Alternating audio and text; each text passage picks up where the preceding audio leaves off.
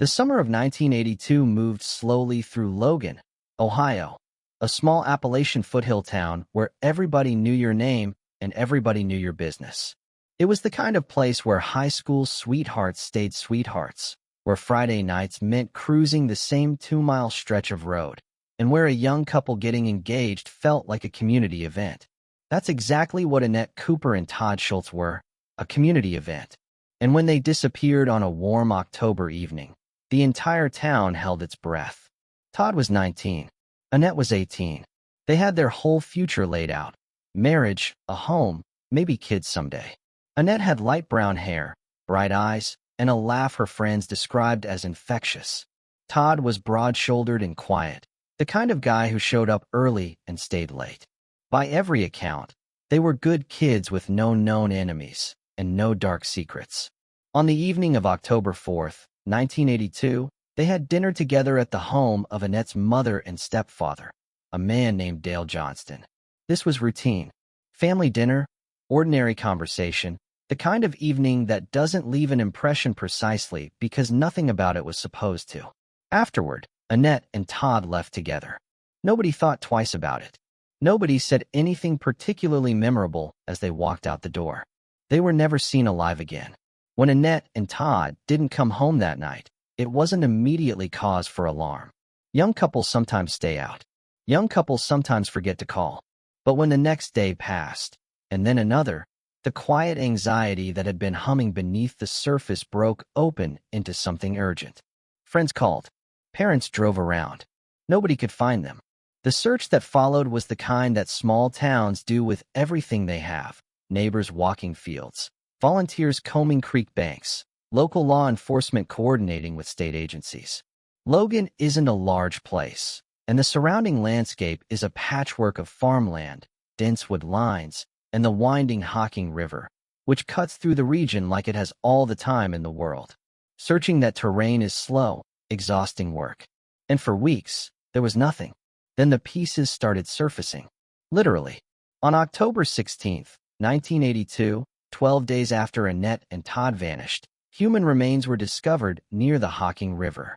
Over the following days, more remains were found, scattered across a cornfield and along a riverbank. What investigators pieced together was almost incomprehensible in its brutality.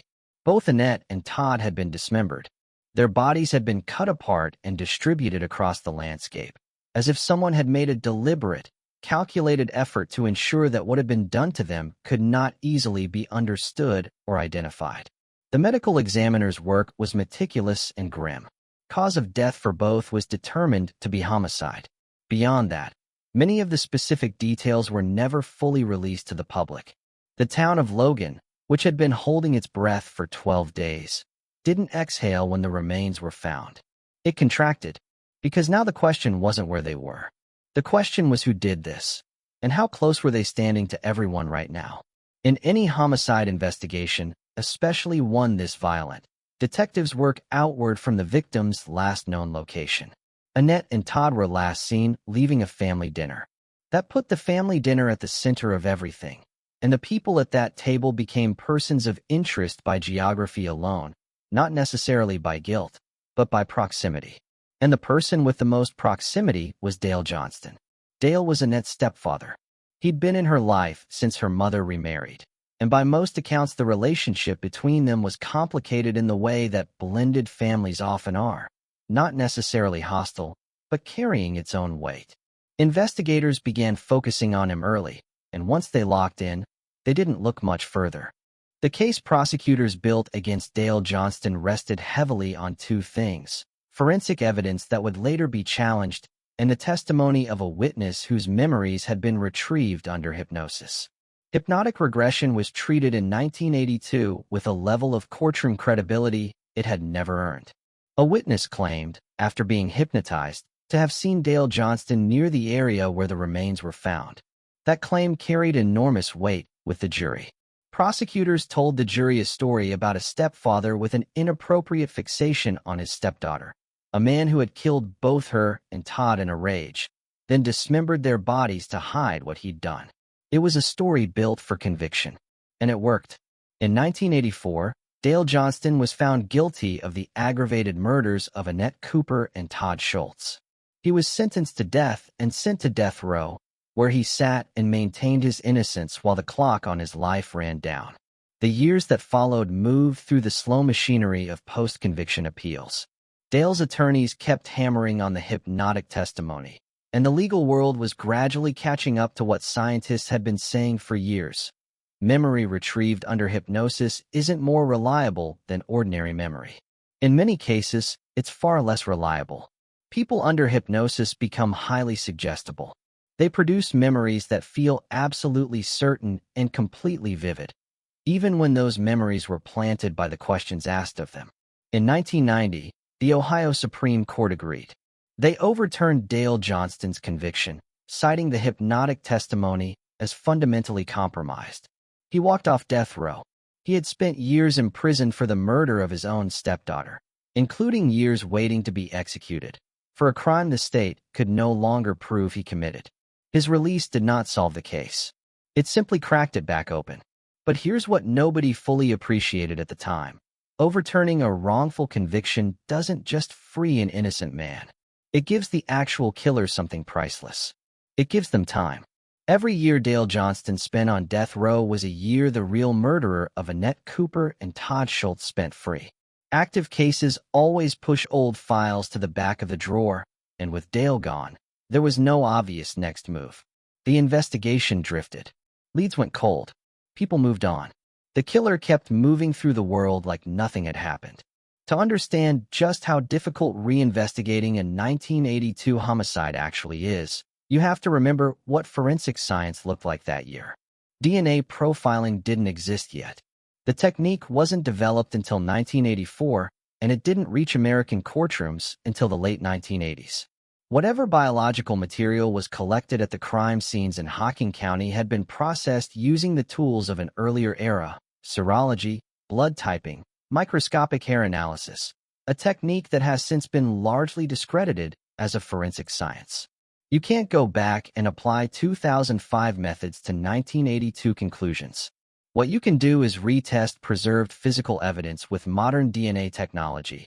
If that evidence survived storage, cataloging, and the quiet neglect that cold cases accumulate over decades. It's a small jurisdiction with limited resources. And so the years clicked by, witnesses moved away, memories got fuzzy, and evidence simply sat in storage while the town of Logan got on with living. But the case never fully died. Families never stop. True crime researchers and cold case investigators kept returning to it. And the specific nature of what had been done to Annette and Todd, the dismemberment, the deliberate scattering of remains across known terrain, kept pointing towards someone with deep familiarity with the area. You don't distribute evidence across landscape you don't know. Whoever did this knew those fields, knew that riverbank. They had roots in the region, or had spent enough time there to move through it in the dark without getting lost. That detail mattered. It always had. It just took a long time for it to lead anywhere. In 2008, true crime author Chester Wheeler provided investigators with a tip. This one moved slowly, the way cold case leads usually do. Investigators spent years quietly working the background, digging through old records, and trying to back up the story. It required patience that most people don't associate with police work, not dramatic raids and breakthroughs, but years of careful, grinding follow-through. And then, in 2020, a man named Chester McKnight confessed to the double murder and dismemberment of Annette Cooper and Todd Schultz. He didn't confess in vague terms. He provided details that had never been made public, details that only the person who committed the crime could have known. The kind of specifics that investigators hold back precisely for this moment, so that when someone comes forward, there's a way to separate the genuine confession from the false one. McKnight's confession cleared that bar. He knew what happened because he was there. McKnight was the one who killed them, the one who cut their bodies apart and left them in that cornfield, along that riverbank, on a night in October 1982. McKnight was charged and ultimately sentenced to life in prison. Dale Johnston died in 2019 at the age of 81. He spent the last decades of his life as a free man, But freedom after that kind of incarceration is its own complicated territory. The conviction lives in the public record even after it's overturned. People remember the headline, not the correction. His marriage had been destroyed. His reputation in the community had been gutted. He was a man who had been tried, convicted, and sentenced to death for a crime he didn't commit. And he spent the rest of his life knowing that the person who actually did it was still walking free. He died 1 year before Chester McKnight confessed. 1 year. That's the margin by which Dale Johnston missed seeing the truth confirmed.